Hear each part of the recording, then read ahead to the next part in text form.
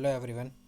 अभी तक हमने डिस्कस किया था आरसी सर्किट के बारे में, एलसी सर्किट के बारे में। ठीक है, आज हम डिस्कस करेंगे अगर तीनों के तीनों हमारे क्या हो, सीरीज़ में हो, आर एल और सी अगर हमारे सीरीज़ में हो तो वहाँ पर हम इम्पीडेंस कैसे फाइंड करेंगे। क्लियर है। तो सबसे पहले हमें ये देखना होता है कि क्या उसका सर्किट बनेगा। ये आर है, ये एल है, ये सी है। इन दोनों के बीच में जो वोल्टेज ड्रॉप होगा वी आर होगा।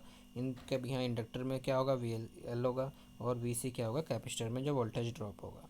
अगर बात करें इनके फैक्टर डायग्राम के बारे में तो ये शो कर रहे हैं इन दोनों का वेक्टर डायग्राम। क्लियर है। ये फेस एंगल इन दोनों के बीच में कितना एंगल पे लीड करेगा और लैग करेगा ये आपका शो करेगा। तो ये है हमारा वेक्टर डायग्राम और ये तो हमारा इसी सर्किट या परिपथ जिसमें आर एल सी क्या है, एक सीरीज़ में लगे हुए हैं। सेम जैसे अभी तक हमने सॉल्व किया, हम क्या करेंगे, इसमें किरचॉफ लॉ लगाएंगे, किरचॉफ वोल्टेज लॉ।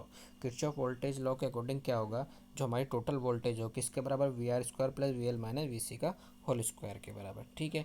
अब वी स्क्वायर अगर वी इक्वल टू क्या होता है, आई आर। सेम प्रोसेस वही फॉलो करेंगे जो हमने अब तक किया था।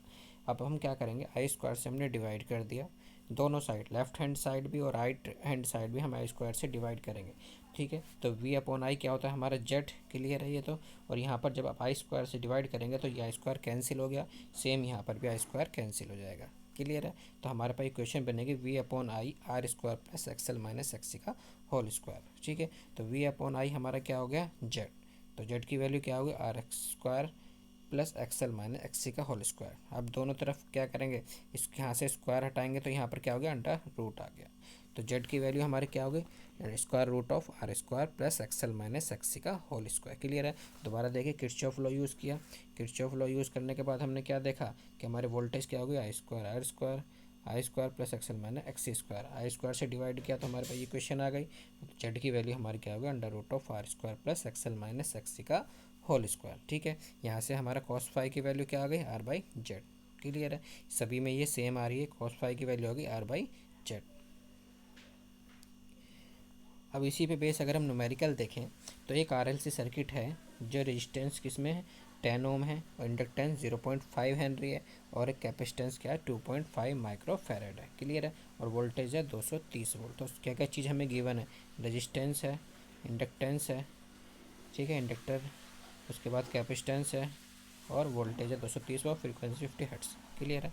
तो सबसे पहले हमें क्या होगा, इनका इम्पीडेंस अगर हमें निकालना है तो हमारे पास सारी वैल्यू होनी चाहिए। तो उसके सबसे पहले हमें एक्सएल निकालना होगा। एक्सएल की वैल्यू क्या होती है, 2 pi F L, 2 into 3.14 into 50 into 0.5। तो यहाँ पे हमारा एक्सएल की वैल्यू आ गई 155 ओम। क्लियर है। ऐसे ही अब हम क्या, हमें एक्सएल चाहिए तो हमें चाहिए एक्सी। तो एक्सी क्या होगा, 1/2 pi F C. Same value put करेंगे तो हमें वैल्यू मिलेगी 1273.88 ओम। क्लियर है। अब हमने ये वैल्यू पुट करी यहाँ पर, तो एक्सएल माइनस एक्सी का होल स्क्वायर, तो लास्ट में हमारा क्या होगा 1117 ओम। क्लियर है। तो ये हमारी हो गई जेड की वैल्यू।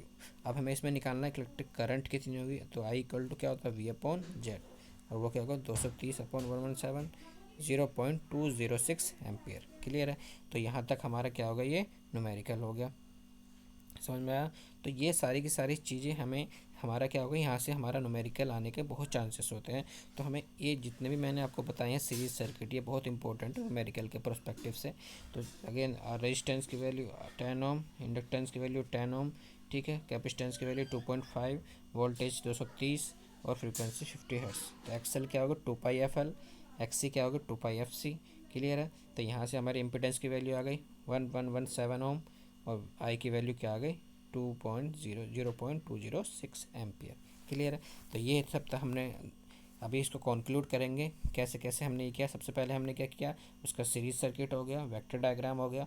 उसके बाद हमने क्या किया, किरचॉफ लॉ के अकॉर्डिंग हमने उसके वोल्टेज निकाले, जिससे हमें इम्पीडेंस निकाल लिया, कॉस फाई बराबर आर बाई जेड। फिर उसके बेस पे हमने न्यूमेरिकल जो चीज़ हमें गिवन थी उसके हिसाब से हमने एक्सएल निकाला, फिर एक्ससी निकाला, और जेड की वैल्यू हमने यहाँ से फाइंड कर ली, और करंट भी हमने फाइंड कर लिया। क्लियर है। तो अब हमारा क्या हो गया, इन तीनों पे बेस आपको न्यूमेरिकल करने हैं, और जो भी प्रॉब्लम होगी वो डिस्कस करिएगा। Thank you and have a good day.